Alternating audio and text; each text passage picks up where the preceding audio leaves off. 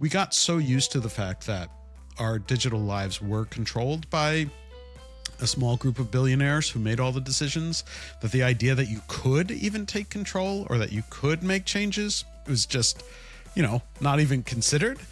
I'm nervous about the just generally the state of the world right now, but I'm optimistic that we have an opportunity right now to get to the world that we were promised, right? The sort of the potential of the internet to actually be useful for good. Hey, Rabble. Hey, Alice. We have another really interesting guest coming up this week, Mike Masnick, who many know as being a journalist. He is behind Techdirt. He's also on the board of Bluesky. How do you two know each other, and what kind of got you excited to talk to him this time? Mike is one of the old school journalists who has been covering social media, Web 2.0, startups forever. And he saw the problems with free speech, with trust and safety, and wrote this essay, Protocols Not Platforms, an algorithmic approach to free speech, back in 2019, that really brought together the idea of using internet protocols as opposed to centralized platforms to make social media a more democratic and participatory space and to solve some of the unsolvable problems. And so Mike is a very influential commentator in the space, someone who cares a lot about trust and safety, and he's also on the board of Bluesky now. So he has a lot of insights to say about the future of these projects. Yeah, and it's interesting that, that was a title in 2019 that had one meaning, and now you talk about free speech in 2025, and by the day, it gets co-opted by more and more diverse and unexpected groups and has all sorts of connotations that we didn't ever intend for it, I think. Well, and we have this crazy dynamic where we say, oh, well, we believe in free speech, and then, Charlie Kirk is a free speech advocate and he wanted to go to the campuses. But then people who criticize Charlie Kirk are getting, are fired or getting driven off platforms and for their speech. And you're like, which is it? Is it just your speech that you care about, or is it everybody's speech? And so the very term free speech has become this very contested term. But Mike has always been very consistent in his work about what is a free internet, what is a diverse internet, what is a socially healthy internet. And I think his voice here in this podcast, this interview, drives that home. And it's not the work of today or yesterday, but it's a lifetime's work. And he has so much to bring to the story. And I'm so happy to be able to share this interview. That's great. Well, let's take a listen. I'm excited to have Mike Masnick on the podcast. Mike is a longtime tech journalist who has covered the evolution of technology, covered all of the emergence of Web 2.0 and social media back in the day. His publication Techdirt is very influential in the space. And 6 years ago, he published an essay called Protocols Not Platforms, an algorithmic approach to free speech, which really kicked off and anchored the movement to build protocol-based social media. And Mike is someone who has a podcast, Control Alt Speech, which gets into the details of trust and safety. If you want to know how things work, it's incredibly useful. They get into the news of it every week. And Mike is on the board of Bluesky, so has an inside seat to what is going on with that as a voice for an open and free internet. So welcome, Mike.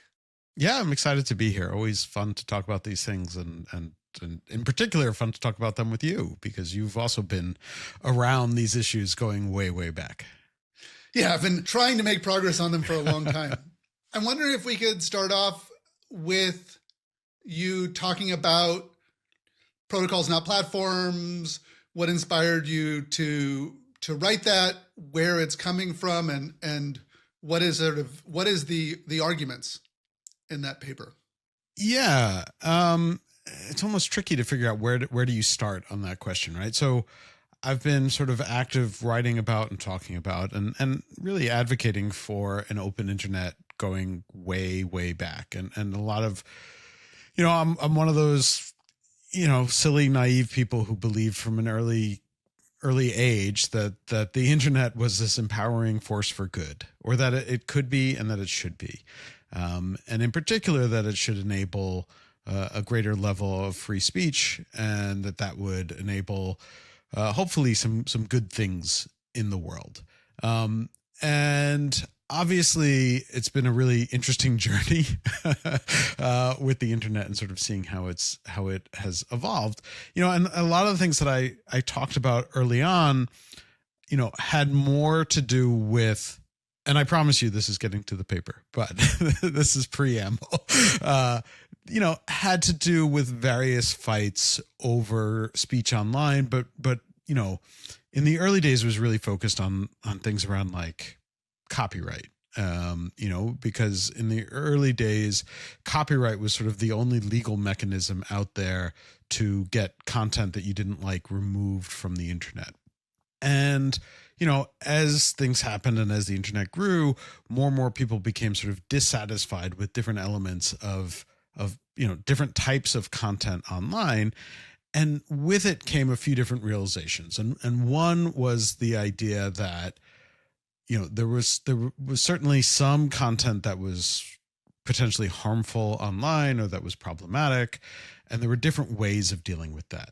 And one aspect of that was individual platforms decided that they, would put in place things like a trust and safety team, and they would have rules. And if you violated the rules, you might get removed, or you might have content removed or limited or something along those lines. And that raised some questions about, well, is that in line with concepts of free speech or is it not? And at the same time, you had, policymakers and regulators and people lobbying policymakers and lawmakers saying, oh my gosh, there's this horrible stuff online and we need to do something about it. And that was leading to a whole bunch of very, very bad policy ideas, ones that I thought would be greatly damaging to the internet and certainly to concepts around free speech. And so, I was sort of stewing in all of these things happening and sort of trying to understand what was going on and what it would mean. And I was very worried about where the internet was heading because of all this. And I thought that part of it too was that, and this was true of a lot of people who I generally agreed with and supported, that they were getting worried about the power of internet platforms themselves to moderate content. And, the more I thought about it, like there's this line that you need to thread, which is that, yes, if any particular platform is too powerful, then that creates problems, right?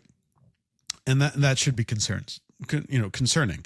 But at the same time, individual platforms, private property, have a right to set rules and to choose whatever algorithms and content they want to host. Exactly. Right. That's sort of the nature of freedom, including the right to associate or not to associate. And, the simplest sort of version of it is, your right to free speech does not include the right to, put a billboard on my front lawn or to come into my living room and yell whatever it is that you want to yell. If I want to ask you to leave, I can. And so then the question is, how do you balance these different factors so that we actually get more free speech, but we're not compelling people to host speech. We're not compelling people to take down speech. How do we balance all of these different things?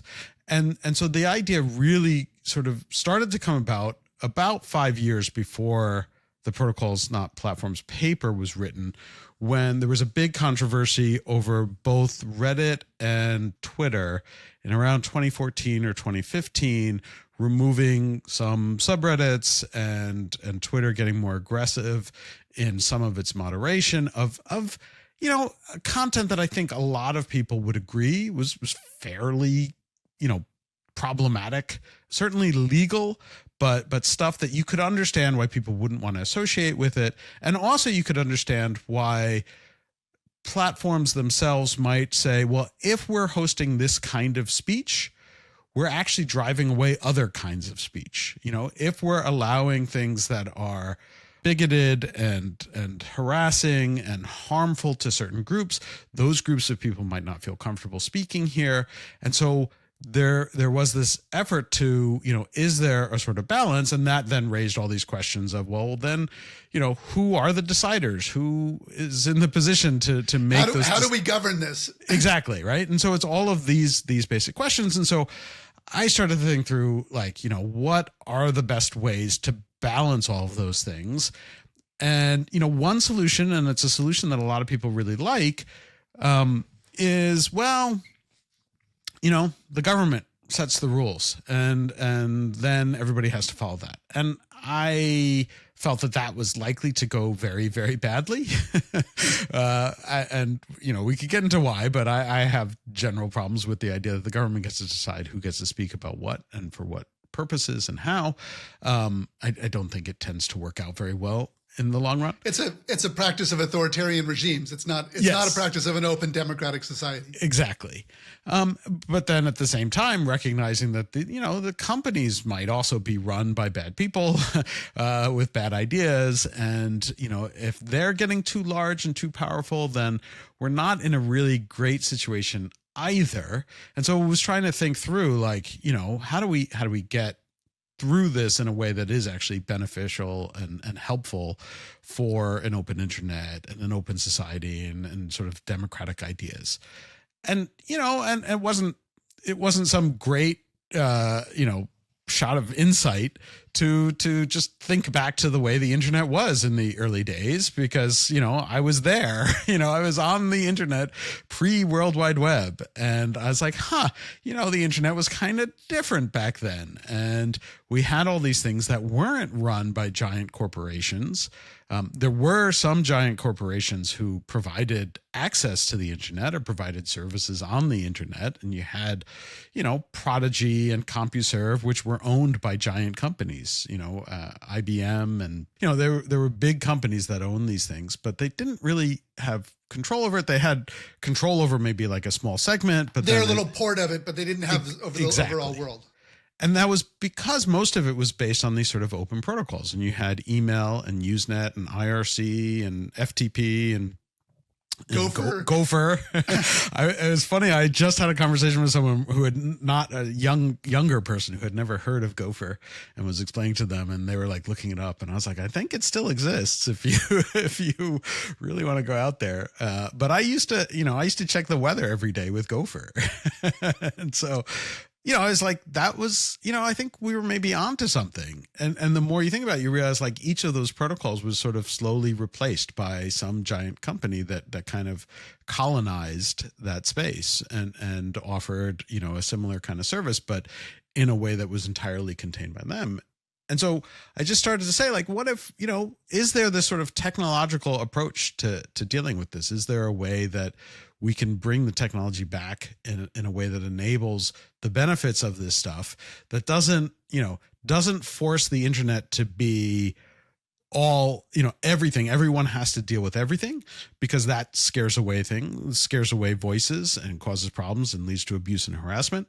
But also, we don't want it so that companies are all powerful, and we don't want it that governments are all powerful. So is there some sort of technological approach that kind of threads that needle and provides the benefits of these services and the values of these services, but without any one player, whether it's government or a company, becoming too powerful?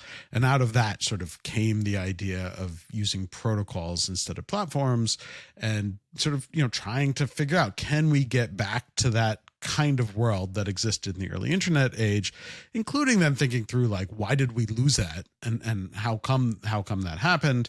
And with the underlying principle of all this, to simplify it down for people who don't necessarily understand like protocol versus platforms, but the underlying principle was, how can we push more of the power and more of the ability for choice and control to the end user rather than some central entity that is telling everyone how this has to work.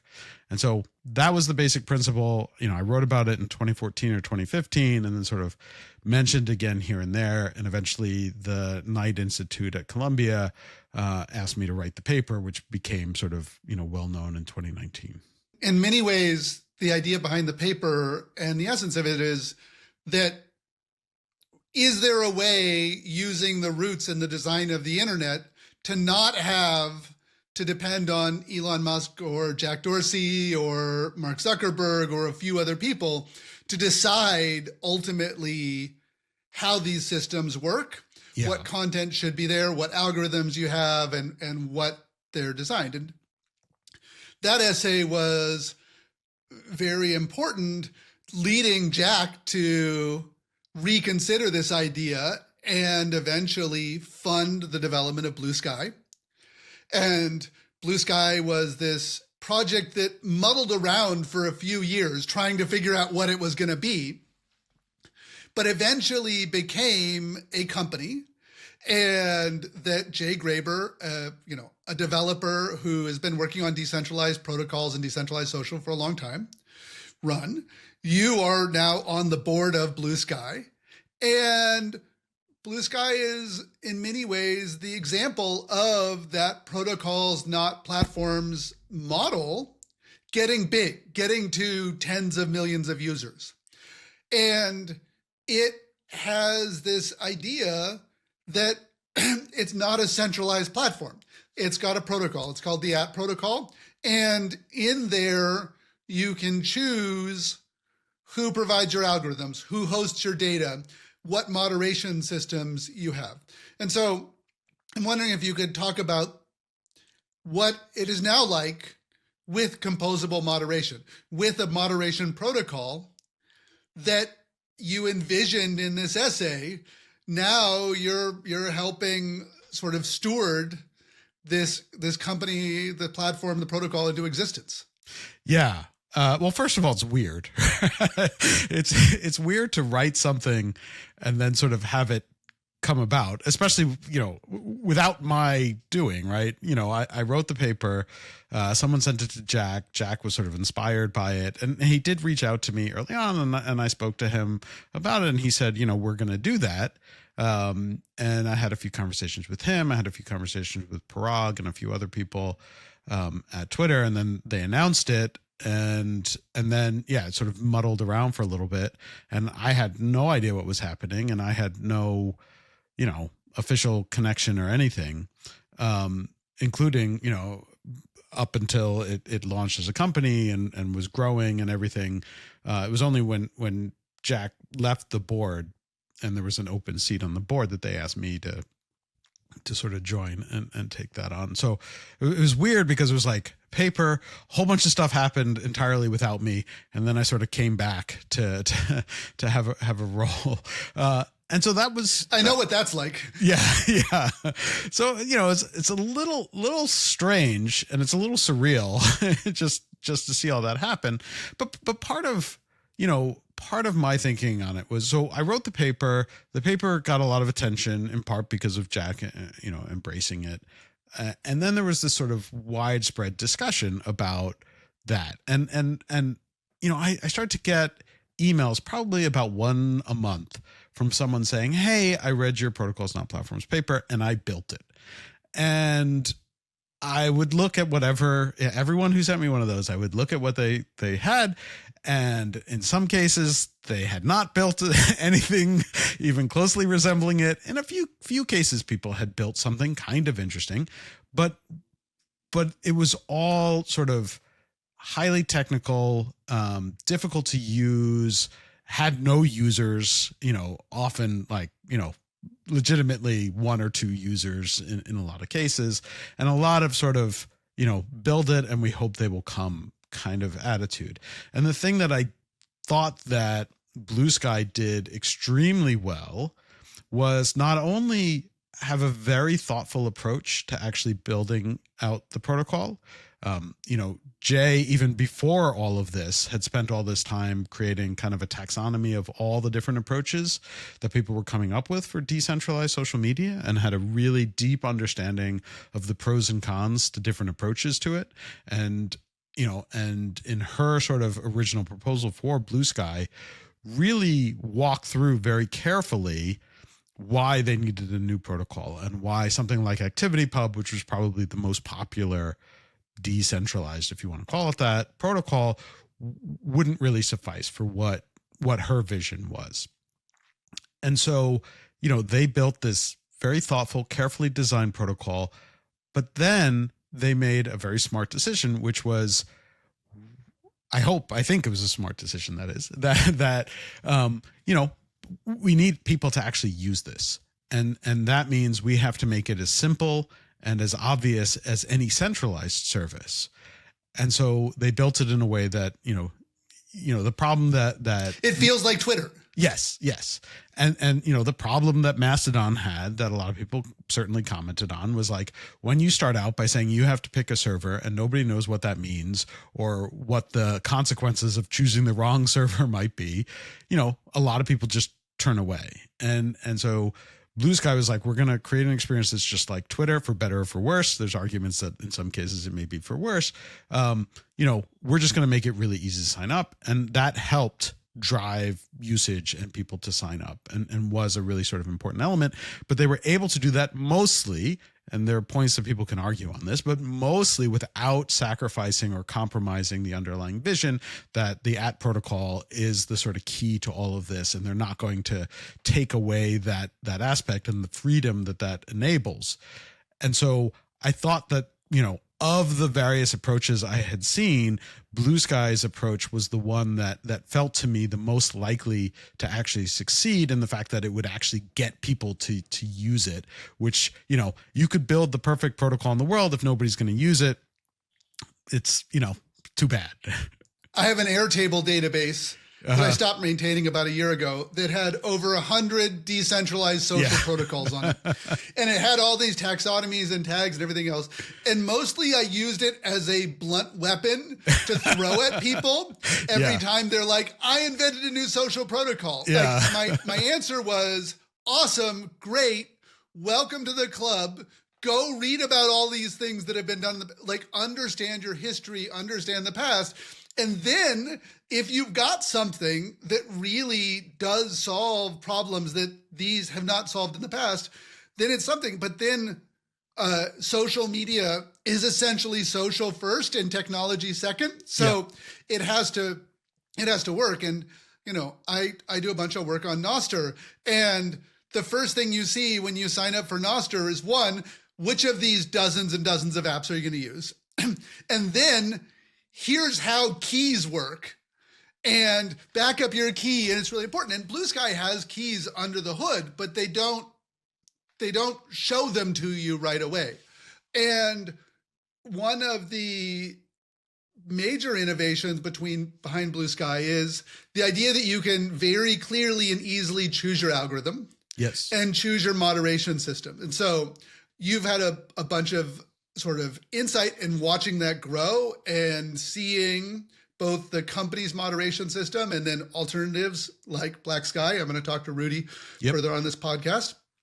And also, I know you can't share private information of what's going on the board, but Bluesky, the company, has had to now respond to government orders.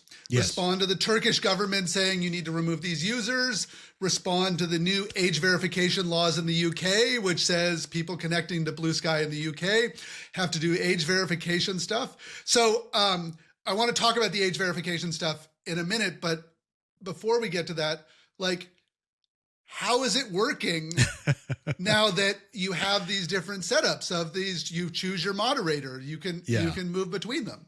I think we're in a sort of very interesting experimentation time where we're seeing these things, and I don't think people have fully figured out the best way to handle these, so like the choose your own algorithm stuff and the choose your own moderation stuff is really cool, but it's also somewhat unique and somewhat different. And so I don't think, and the implementations that Blue Sky has are sort of like the initial implementations, which I think were very thoughtful and carefully done, but are still somewhat of a heavy lift for a lot of users. And so, there are a lot of users who haven't embraced it at all. And not that I'm expecting everyone to embrace it. Part of the value of this is people keep their defaults. Yeah.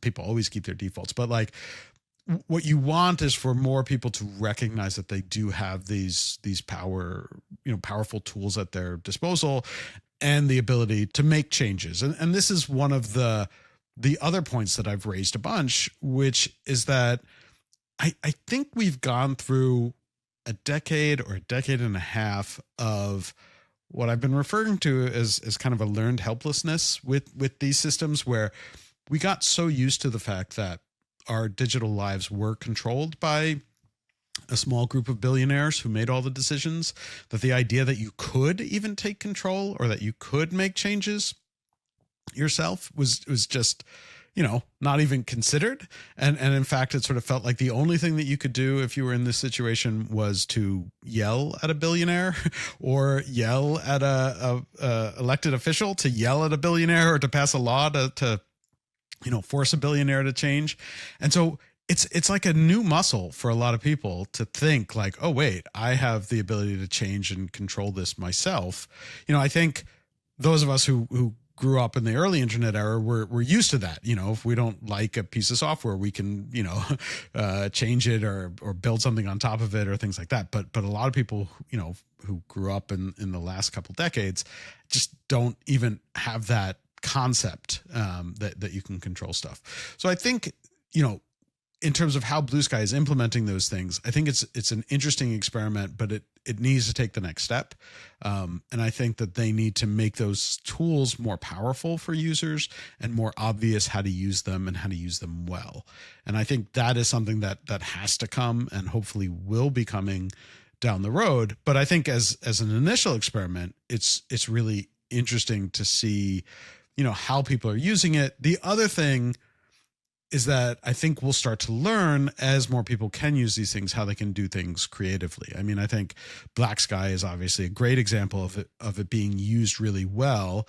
And then we're seeing some like random experiments here or there as people are using both the custom feeds and the custom moderation in interesting ways. But we haven't seen like a breakthrough of people using them in sort of totally different, unexpected ways, things that nobody could have predicted. Oh, you can do this. There have been some experiments that haven't really caught on. Like there's a labeling system that is basically like a role-playing game built into Blue Sky. And I was like, oh, that's, it's creative. It's different. It's different, right? And, but it hasn't caught on or anything. And so we're beginning to see these kinds of experiments where it's not just like, oh, we're creating an alternative to the centralized trust and safety role, but we're doing other stuff. And so I think it's something that we have to continue to experiment. We have to sort of see what works and what makes the most sense. But I think they're kind of, powerful ideas and, just something that people have to learn more about. And I think that Blue Sky has done a pretty good job of making that clear. And we're already seeing like, I think Threads is trying to implement a kind of choose your own algorithm kind of approach at some point. I don't know the status of that. I know that, Mastodon is sort of taking some of these ideas as well and trying to figure out how to, how can they implement something similar to some of these approaches also. And so I think that these kinds of ideas that are again about putting control in the hands of the user are really powerful, but we're still really early on. And I don't think that we can say one way or the other if they've been totally successful. I think that, we need another generation of experimentation, both on the part of Blue Sky in terms of how they enable them and how easy they make them for users, but then also for the various developers and other users to turn them into something more. And so, I'm hopeful that that's coming, but we're not quite there yet.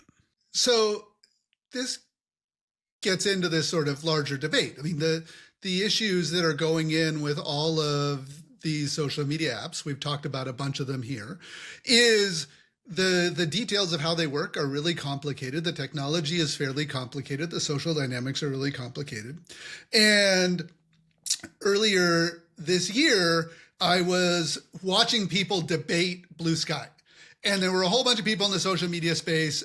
Christine Weber, who was one of the original ActivityPub's innovators, she wrote these really long essays critiquing Blue Sky, where it does things good, and a positive, constructive critique. But she was trying to say, okay, how do these things come together? Where are we doing them? What does it do? And I read all of that stuff, and it made tons of sense for me. And then I would have friends and family members and others come to me and say, should I use Threads or Mastodon or Blue Sky? Or I would see people on Facebook groups say things like, oh, I don't like being on Facebook groups and I don't like Meta and everything else. Let's go to Blue Sky. And I was just like, oh my God, like Blue Sky and Facebook groups are nothing alike. Right. So I tried to put together this idea of a Bill of Rights, of sort of like, okay, can we put a stake in the ground of like, here are some things that we think that regardless of the details of the implementation and who's running it and how it's running, that people should be looking for. And I did it partially because I wanted to articulate what I think we should be fighting for, and because I think that we need some simpler messaging to build this movement, and also because I was looking at Blue Sky starting to be successful. I was looking at Substack. I was looking at all these different things. And I'm like, okay, they all want to do the right thing. But I remember sitting in the room when Twitter was created. Sure. And everybody in the room wanted to do the right thing. Yeah. Like, we were building this open system. I went and I worked with the Flickr folks. I worked on Yahoo Pipes. Like, we built this whole Web 2.0 thing that had all these open APIs and you could build on this stuff. And it was super creative. You had these mashups. And then it got advertising and it got centralized and we got this platform. And so I'll just run over sort of what I think these rights should be. And I don't think that they're the final thing, but I wanted to put a statement on. One is sort of privacy and security. Can you use these systems in a private way? Do you have to register a government ID to prove your age and to give them your idea of who's using the system? Do you have to use a real name? Do you have security? Like, if you're using it in a certain way, like, is someone else going to be talk on your behalf? Are they going to be able to change it? If it's private, is it really private?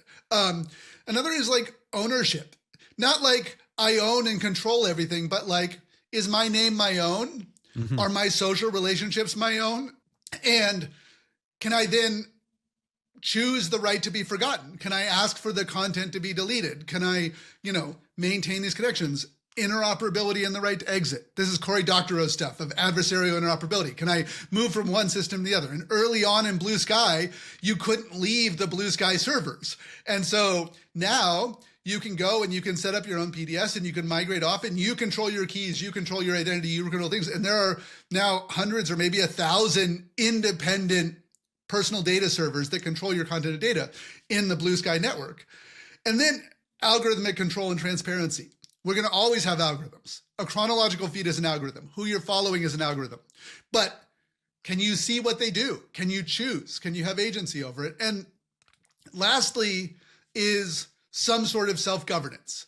And that doesn't mean that I get to decide every rule that everyone else has. It's that I can exist in a system that enables the ability for self-governance, that enables people from within the community to set their own rules.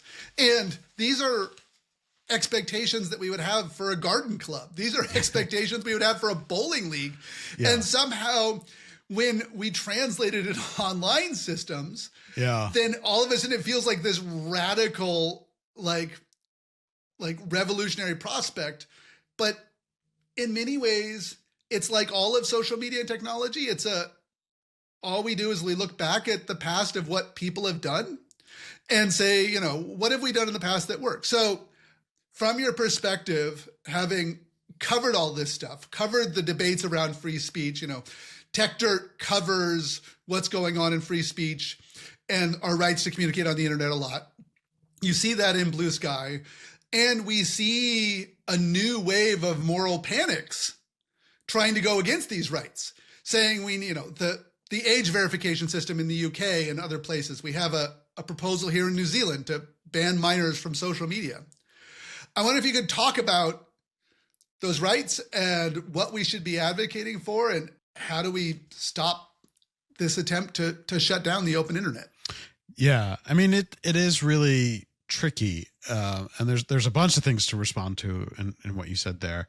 One thing I'll throw out really quickly in terms of like the governance questions, I highly recommend, if people haven't read it, the book Governable Spaces by Nathan Schneider, where he uses the example of the gardening club as like, that's where I get the example. Yeah, exactly. Yeah. It's such a good one, and sort of discusses all of these ideas about how governance works in all sorts of different groups and communities, and how we can start to think about applying those to online spaces in a different way than we have in the past. And I think that's really valuable.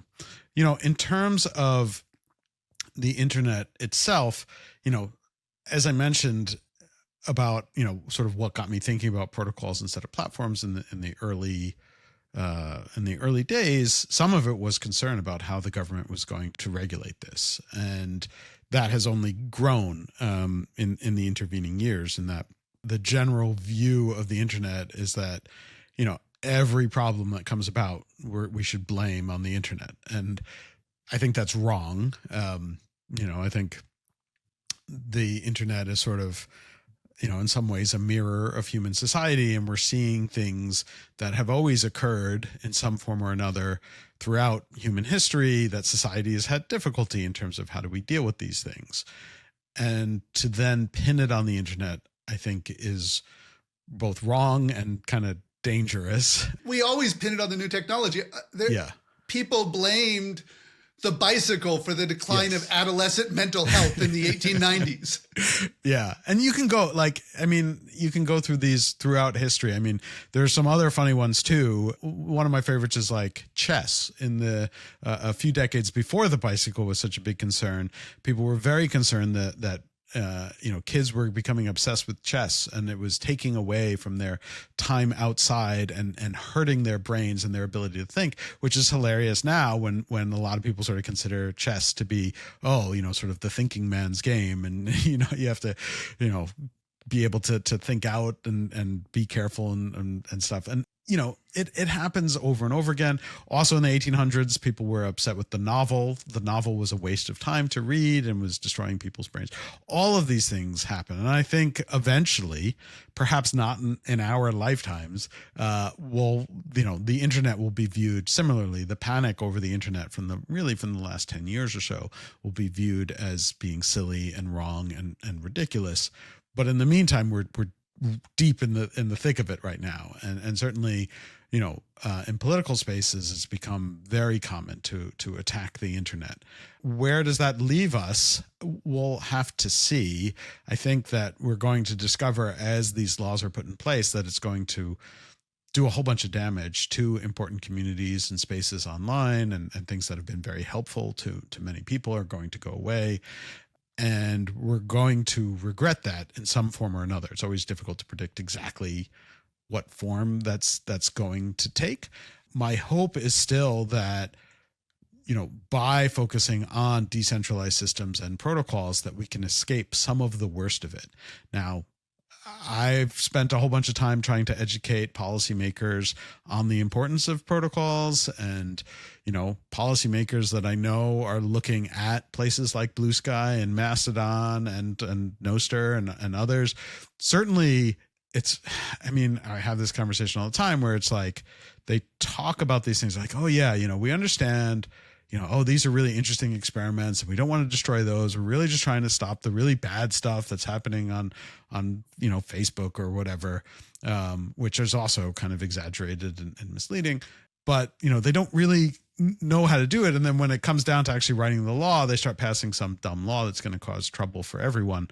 And act as a kind of regulatory capture that locks in the very people they want to regulate into power. Like, the only people who can comply with these are the largest corporations. Yeah. And depending on who you talk to, some people will say that isn't entirely on purpose. It's easier to regulate a space if you only have to regulate, the three big companies and not worry about new upstarts and everything that's happening around the edges. And so there is some value in that, and that can be in both ways. The companies have large government relations staffs, and they know people, and people go back and forth. You have the revolving door and all this kind of stuff. That's a kind of a cynical take. I think some people legitimately are trying to do good, but I think it's really problematic, and we're seeing how problematic it can be. The question is, where does it go and where does it lead us from here? The ideal world is that, regulators come to their senses and move away from a bunch of these policies. That may be an unrealistic hope. But on the flip side, if these sort of protocol-based decentralized systems are out there and are working properly, I think we get to a point where people start to route around some of these bad policies and problematic policies. And if it goes well, it will cause people to recognize, whether or not it causes the policymakers to recognize or not, but it will cause other people to recognize how silly some of those policies are in the first place. In the same way that, it's not the same thing exactly, but the way that with age verification laws, we're seeing VPN usage shoot up, right? The only value that the age verification laws are really doing are helping the sales of a bunch of these VPN companies who provide no real value other than allowing you to pretend you're somewhere else. I think, a decade ago they were helpful in certain scenarios where, most of the web wasn't encrypted. And so you could get some level of protection if you trusted your VPN provider. These days, you don't really need a VPN for security protection in most cases. There are some exceptions, I should be clear. The real only value of VPNs these days is to pretend you're surfing from somewhere else. I have to use a VPN to pay my mortgage payment because, I live in New Zealand, but I still have my house back in the US, and they're just convinced that no one would log in to their mortgage payment portal to look at their mortgage from outside the country. And so I use the VPN to access my bank account. Yeah. Which solves nothing because, right. Yeah. I mean, it's all kind of silly. That is what happens when you have a moral panic, though, is that you get a bunch of really silly and pointless and ultimately harmful regulations. And I think you're right. The point that you made is that it really tends to just lock in the big companies because they're the ones who can handle the regulations and everyone else cannot. And this is one of the reasons why you hope that a truly decentralized system is not entirely reliant on single companies, that can be subject to regulation. You have all these, the PDSs that you mentioned before on Bluesky that are hosted by other people that are not hosted on Bluesky hardware, that are not subject to these regulations if they don't have a presence in those countries. And so we're going to see how that plays out over time. And I'm hopeful that part of it is that it begins to show sort of the folly of some of these regulatory approaches. And, and then what happens after that, we'll have to see. I still fear that you get the kind of ridiculous backlash where then they start talking about, well, now we have to ban protocols or whatever. I don't know where it goes. I mean, it's a real fear. You can only have social media that does this kind of compliant age verification. And then does it make downloading, compiling, and running your own social media apps impossible? The way you talk about it is interesting. I think we need to acknowledge the role in which Mozilla has played over the years in advocating for the open web. By being a company, there's also a foundation that builds open source software. Mozilla has been a company that was very good at advocating for the open web. Does Bluesky start to play some of that role as being a visible thing where you guys have, you have a company, you have a budget, you have a brand, you have a CEO that can go, and other representatives that can go in front of government committees, can talk to Yeah. I mean, I hope so. it is still a very small company, which, is a challenge, with limited to no basically revenue right now. And so figuring all that out is one of the things that is important, but I do think it is important because Bluesky is different, and because in some ways, like right now, and hopefully this won't be true forever, but Bluesky is representing at protocol. In addition, there are some other people who are excited about at protocol, and there are conferences and people who are advocating for the protocol itself outside of Bluesky, which is wonderful. So it's really important. Yes, it's extremely important, right? Because otherwise it is just Bluesky, and it can't be for at protocol to be successful. And so, I'm hopeful that, yes, Bluesky can play a role in that, but that also other people stand up and promote the value of at protocol and different services, and individuals who are using it will speak up as well. But yes, I think, Bluesky, given its position in that ecosystem, it's important for it to be a force for good in the world overall for at protocol. And honestly, from my point of view, for all decentralized protocols, even the ones that we're not using, I actually think that there is value in recognizing and supporting the broader ecosystem of all of these protocols. And I think we're all learning from one another. I think that there are a bunch of really important lessons from the way that Nostr has been built, and what activities Pub has done, and even some of the smaller ones that most people haven't heard of.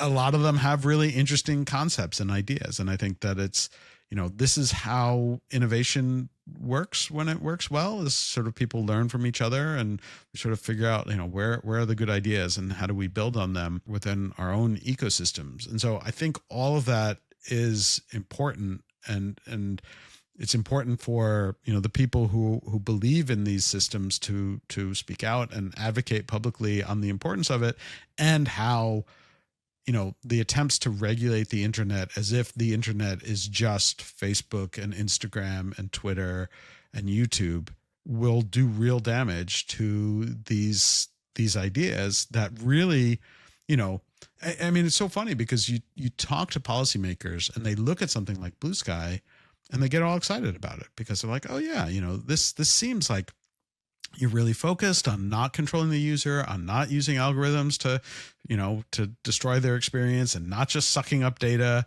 And so you're doing all the things that we want.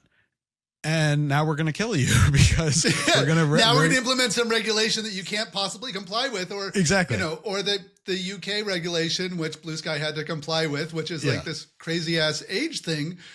Some of this regulation has been regulation has been imposed on Bluesky. Bluesky with its servers and app comply with the regulations because it's a corporation. It has to do that. But then, you can use Deer.social, which is exactly the same as the Bluesky app without those restrictions in place. Yep.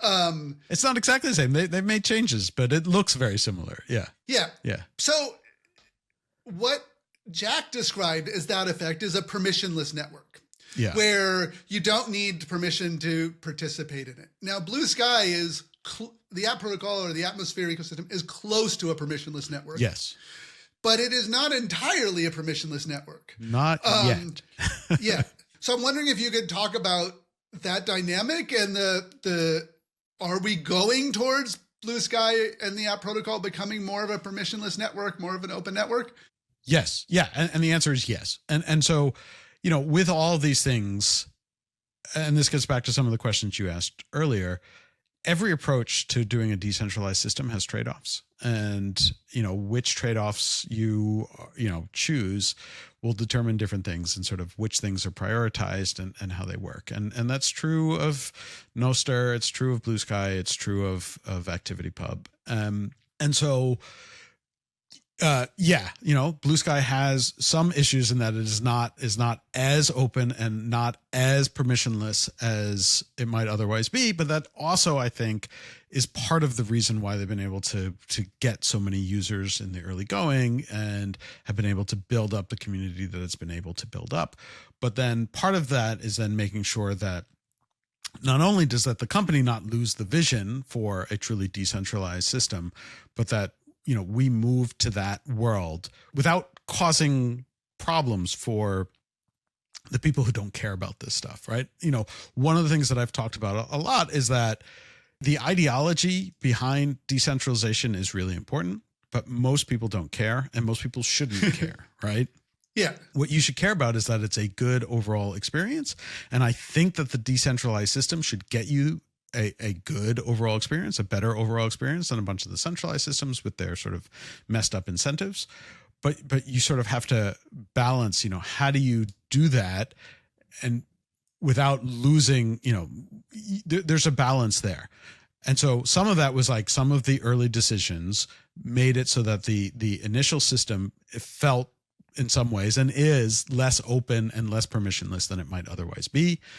And then, the next move is that you have to kind of build around that to get it more towards openness, more towards truly decentralized, more towards truly permissionless.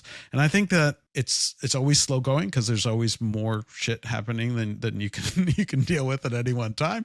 But, I think that the company has made a bunch of moves towards that, and there are more moves coming down the road that will get us more and more towards that. And I do think it is important, and I always feel a little silly saying this because I can say it's important to me as a board member. I can, the people who work there, the team that works there can say it's important to them. None of that matters if it doesn't actually happen, right? The importance of us saying it is effectively meaningless, other than to just say like, yes, we're aware of this. And yes, this is really important to the team.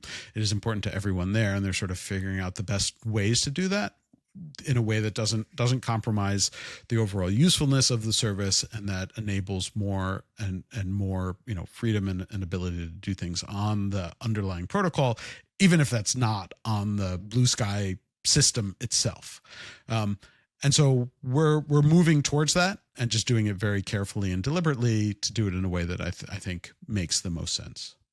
You touched on something that's very interesting here, which is when we've seen the social media platforms go in ways that go against the interest of the users, usually it has to do with the alignment of economic interests and the system incentives. I talked to Chris Best, where he was talking about the way in which they don't do advertising, and so therefore Substack should be aligned with the interest of the newsletter authors. And then they keep people in their ecosystem by giving, cross promotion with traffic generation, which is how they end up promoting stuff like sending out push notifications with swastikas. And, but it's all that's due to the incentives. And then the incentives of people who are like, you should ban these neo-Nazis, ban these alt-right folks from Substack.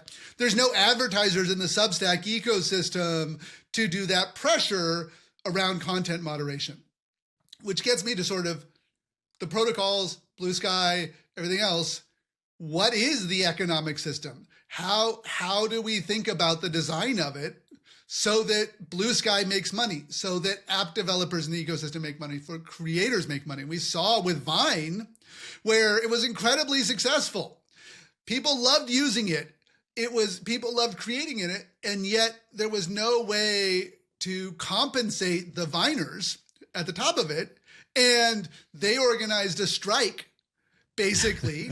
And, Twitter, which owned Vine at the time, didn't come through and pay them. Yeah. And so then they left to YouTube and Instagram, and Vine collapsed. So how do you design, not just for Bluesky, but for all of these protocols, a system of economic levers and incentives to make it work where it stays open, where you don't have, Dick Costello coming in and saying, oh, well, I need to shut down all the third-party Twitter apps so that we can control the ad experience. Yeah. Yeah. No, I think that is another element that is super, super important and is also very much top of mind to the Bluesky management team and the board. And it's something that, Jay has talked about publicly multiple times in that, but again, like I'm just going to say up front, like it's one thing for me to say this stuff. It's another stuff for the organization People to do it, and to people actually to do it. And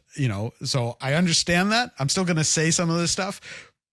We need to do it. Others need to do it. Others have the ability to do some of this, and Bluesky itself should make it easier for more people to do it. But Bluesky as a company, and Jay in particular, very much has this vision that aligns in that way, which is that the business model setup has to align with the users as well.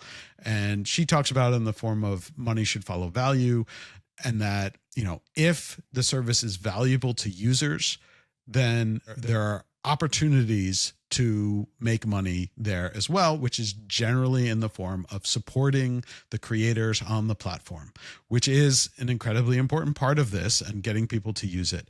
And so there's been nothing launched along those lines yet, but it is certainly a key point. And I think what a key thing that the company believes is its business model and economics going forward is, how do we align the incentive so that creators on the platform are getting paid, and therefore Bluesky can also make some money along the way to sort of help with that, to help keep the company going and afloat in a way that is, aligns everyone's interest and is not purely extractive, right?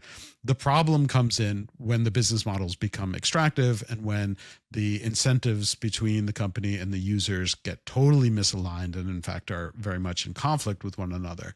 And that works, as Cory Doctorow talks about, when there isn't the right to exit, when you don't have that kind of interoperability. And that's why it's actually important on multiple levels that Bluesky is built as open as it can be. And there are elements that still need to be more open and more decentralized and more out of the control of Bluesky. And again, all important things that the company is moving towards, but in part because it locks in the company in a way that says we can't go down that path, or if we do, we'll lose all of our users. And I think that sort of, I talked about it as a technological poison pill, right? Like, it's one thing to say these things, and it's one thing for like me to be on the board and to yell at them, like, don't go down this path, you're going to make a mistake. That's meaningless unless we have these things that are sort of technologically lock us in. If we do bad, if we set up our own incentives that they are against the interests of the users, the system itself is there for someone else to just come and take all the users and do it effectively overnight. And so that puts in the mind of the company, we have to be aligned, not because we think it's good, not because it's like a value system, but because it will literally like destroy the business side of it at the same time. Yeah, you have real accountability. Like, exactly. We see that, like, this isn't imaginary. Like, with GitHub, because it uses Git underneath it and underlying thing, you can switch from GitHub to GitLab or your own self-hosted thing, and it provides a counterbalance to GitHub's power. Like, GitHub has to listen to its users. We see that with podcasting, because podcasting never centralized around a single platform, a single point of contact. You produce your own RSS feeds. Even as people tried. Yes, over and over again, people tried. And so, I think that is so important, that you have that counterbalance, that you have some sort of way of exiting, way of counterbalancing the power. And, it's why I'm, even though I don't build on Bluesky or App Protocol, I'm very excited about it. Yeah. It's because there's a path forward. We're not going to just get sort of rug pulled and have it all pulled away from us. Yeah. Yeah. And that is, again, like super, super important, but the company has to make that a reality, and others too, right? I mean, third-party developers who we're already seeing building stuff out, we're getting there, but we have to prove it. And part of that is that, we don't know exactly how some of these things will work or what's going to sort of catch on. And so there is still some experimentation that goes on. But I do think it is really important. And, I think it's sort of central to this idea of having a really open, truly protocol-based system that people both use and that they find useful. There was a period from 2005 to 2012, 2014, when there was lots of innovation, lots of people building new social apps, new ways of doing things. And then there was about a decade of serious consolidation where, without the $1 billion that, you know, ByteDance was able to put into TikTok, or the incredible innovation and luck of Snapchat, without a couple exceptions, like nothing new came along. And now we have a moment where people can do that experiment again. They can build their own thing. They can try things on top of other people's networks. And that's, I think that sort of it reopens the doors towards innovation again. Yeah. And I think that it's really important, but also when that happened in the sort of 2005 to 2012, 14 time period, I don't think it was as explicit, right? This idea that we're building on other people's systems because they're open. It was just sort of, you know, a lot of us from the early eras were just used to, like, that's what you do. If you know, there's a service and you can build on top of it. It's sort of like the wonders of the internet, but it wasn't, we didn't think about it in the sense that might go away, right? That there would be these sort of more closed systems. And I actually, you know, and we didn't build protections into it, like, right, you know, exactly. Whereas Twitter API was an accident because it was a Ruby on Rails app that was like a REST endpoint, and we're like, oh well, okay, I guess we'll, you know, Blaine put up the documentation around it, and then people started building on it. Yeah, but then the other element of it too was that, you know, sort of almost simultaneous with that happening was Facebook deciding to sue Power Ventures, which I don't know how familiar you are with this story, but this was like, I forget the exact timing on it, but I think it was around 2010, where you had this company, it was Power Ventures or Power.com, that they were building a kind of universal dashboard for all of your social media. Because there were, people forget, but there were some other social media companies out there around that time. And so they wanted to build a single, you know, interface for all of them, which is, you know, a useful idea. And the way it worked was that you gave your credentials and it would log in for you and then pull the data out. So you could post to Facebook or get information from Facebook and others without yourself logging into Facebook. And Facebook sued Power Ventures, claiming a CFAA violation, so Computer Fraud and Abuse Act, basically saying you hacked into our servers. It was an unauthorized by giving use. access to the users. Right. And I was like, you know, at the time I was like, that's crazy, because the user is the one who has the login and they're providing it and they know what they're doing. They are giving permission to this third party to log in on their behalf, basically as an agent of theirs. But Facebook argued that it was a violation, it was unauthorized access, and they won in court. And I actually think that case in particular was sort of the beginning of the end of that sort of more open system, because then you had a bunch of companies, and LinkedIn and even Craigslist filed similar lawsuits over time, some of which didn't do very well, but still, you know, making the same argument that if you're building on top of our service and making it better, I mean, Craigslist sued some service for like creating a better UI for Craigslist. Craigslist UI is sort of famously outdated and you know, not great. And so somebody built a better UI. So I'm familiar with that lawsuit, and Greg Kidd was one of the guys who helped fund a bunch of it. The irony is that Craigslist lost the lawsuit because you could view Craigslist without a login. Right. And so because it was publicly available, and that the privately available data, the personal data, ended up going from a username and password where users they controlled their identity, yes, to an OAuth system that yep, I and others helped create, which was supposed to protect users and empower users to control their identity, control that relationship. But what it ended up doing was shifting the power to these platforms so that they yep, can control the relationship. And so they didn't have to sue yes, the companies that were running the login, because they could just turn them off. And that's how the Twitter API ends up getting yep, shut down. Yep. And so you have these sort of different elements that sort of cause this sort of more open internet system to shut down. And so the hopeful side of it this time is that, you know, the new entities that are building these protocols and open systems are sort of locking it in. And because it's sort of explicit and planned for and built into the technology, that we hopefully avoid the sort of temptation to go down that path going forward. I mean, and in some ways, it's similar to podcasting. Podcasting was locked in because it was an open RSS standard, because you were expected to host it yourself, and because when the business model came along with podcasting, it was that the podcaster themselves is going to produce a different MP3 file with different advertising based on it. And they want to directly serve that MP3 file so they get the analytics. So when people tried doing closed podcasting and do these things to it, they were storing and forwarding the MP3 files and not giving the analytics.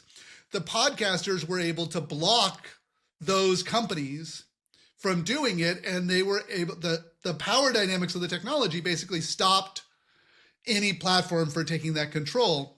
And, podcasting became this incredibly innovative and open. Yeah, and I think that is one of the sort of rare success stories of sort of a protocol-based system over the last few years, where even the attempt to enclose it and to lock it up and make it proprietary has totally failed.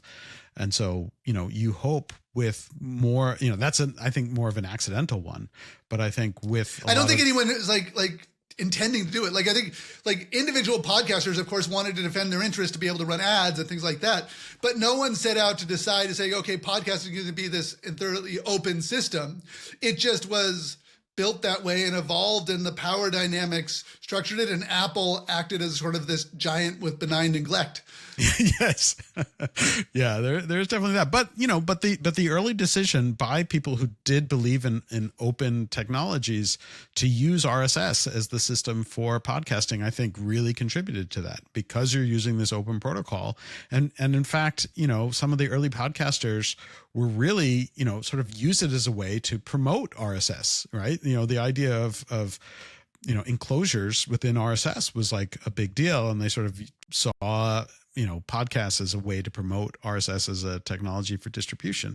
And so, I think in the long run that we've really benefited from that. And the hope is that these new protocols for social media, that you'll begin to see similar stuff that effectively lock it open, even as, colonizers will always come in and try and lock it down. But I hope that the sort of, initial underpinnings of these technologies means that won't be possible. This has been incredibly fun to talk about this. You have been around for so long, and we've crossed paths on many times over the years. I have a couple questions that I want to wrap it up with. Sure. And one is just sort of, I want you to give a sort of a closing thoughts on where we're at and where we're going. But also I want to know, who do you think should be in this conversation? Who else should I be platforming and bringing on board? Because there's a gap between the world of people using these systems. Yeah. And it feels like the people building the systems are a black box. And my goal with this podcast is to say this stuff is really important. How do we tell those stories? How do we understand how we got to the world today and use that to build the world we want? Yeah, that's a good question. I will say I am, I'm nervous about the just generally the state of the world right now, but I'm optimistic that we're building better systems, that we have an opportunity right now to get to the world that we were promised, right? The sort of the potential of the internet to actually be useful for good. But getting there from here there's still a long way to go, and it is still a challenge, and it could fall apart, and and I see attacks from all sides, and I see attempts to sort of close that off. And there's a very real possibility that we won't be able to successfully get to that point where the good side of the technology is really available for all, and that we get the benefits from it. I think, one of the interesting areas to explore these days is kind of what is the role, if any, for tools like LLMs to play a role in this. And I'm sort of thinking a lot about that lately.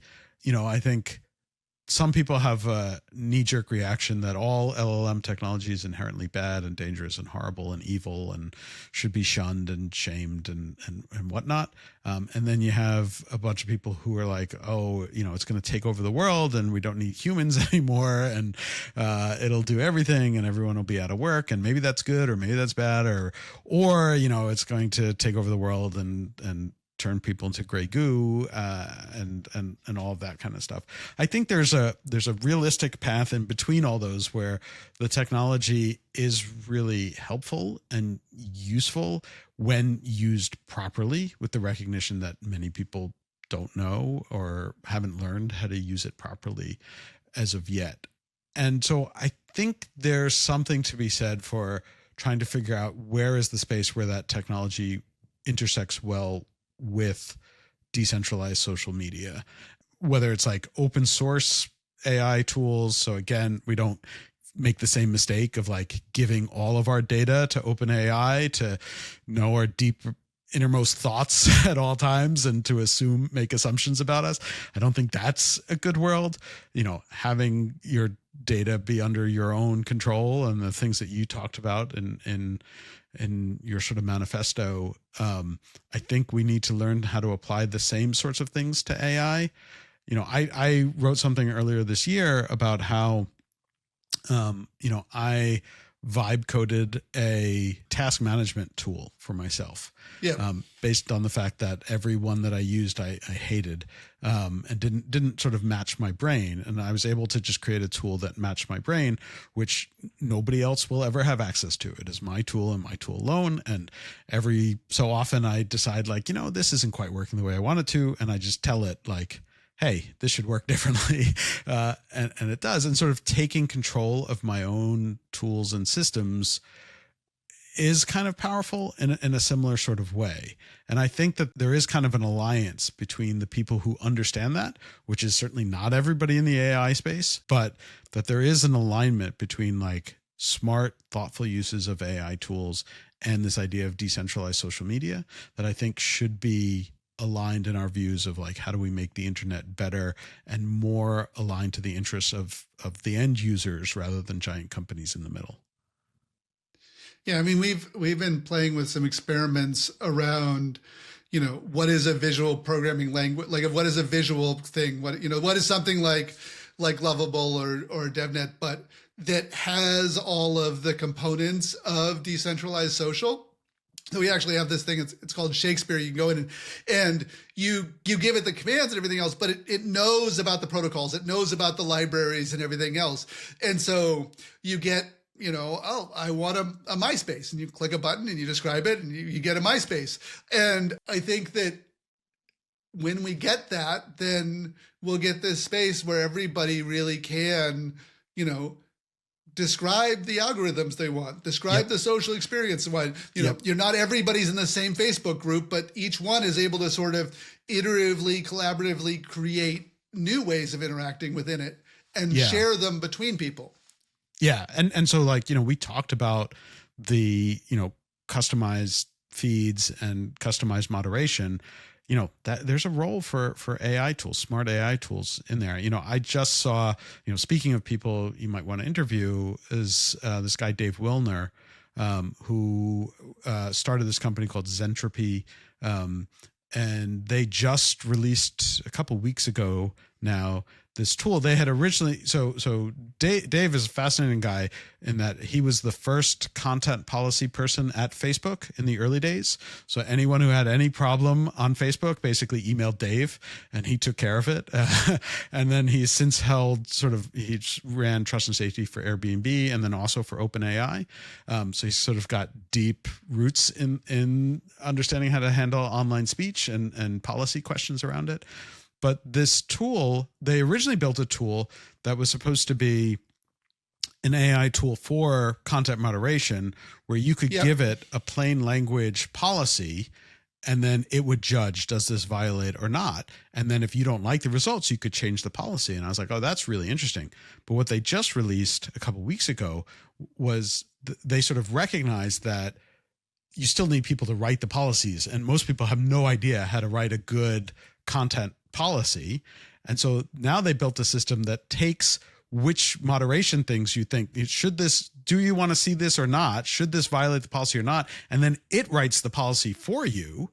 And it can it's even inverse reinforcement learning on content moderation policies. Yeah. And that's fascinating. They'll go through, like, you'll give it a bunch of, data of content and whether or not it should be acceptable or not. And it will tell you, like, your policy is no good. You should have written it this way if you wanted to capture those things and not capture the other things.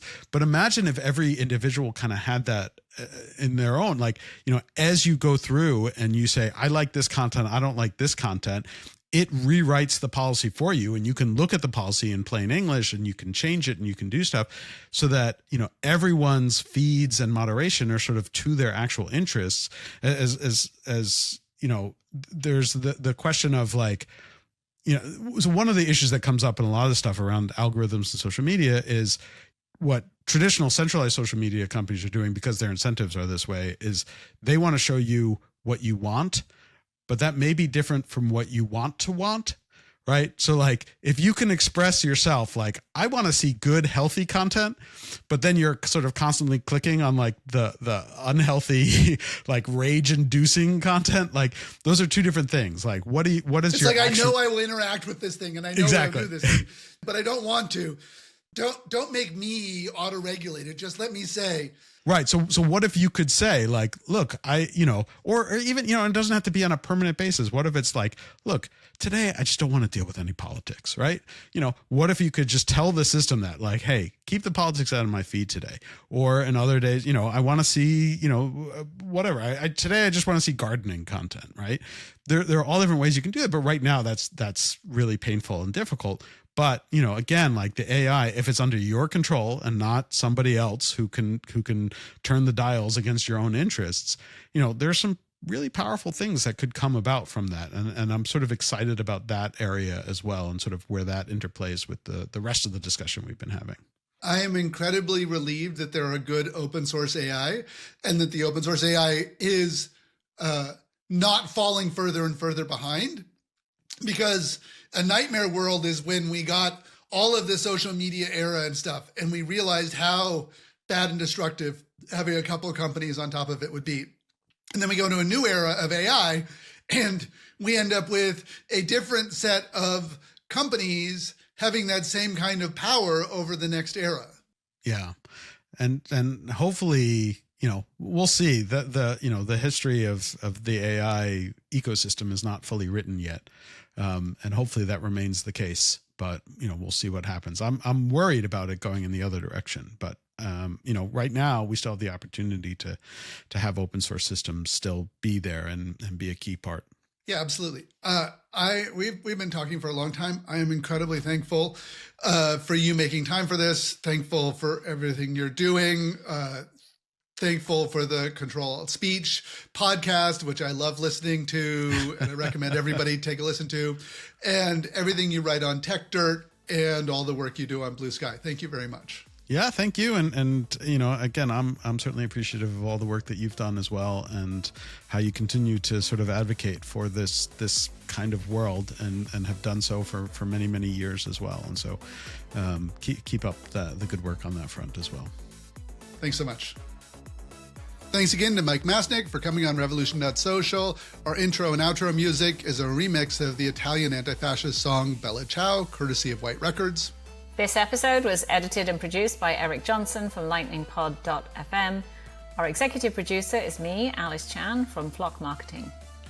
To learn more about the Social Media Bill of Rights and sign up for our email newsletter, visit Revolution.Social. You can also find the Social Media Bill of Rights on Mike's site, Techdirt. And for more interviews like this one, follow Revolution.Social on Apple Podcasts, Spotify, YouTube, Nostos, Fountain.fm, or wherever you get your podcasts. And to paraphrase the Subcomandante Marcos of the Zapatistas, we need a social media revolution to make revolution possible. We'll be back next week. See you then.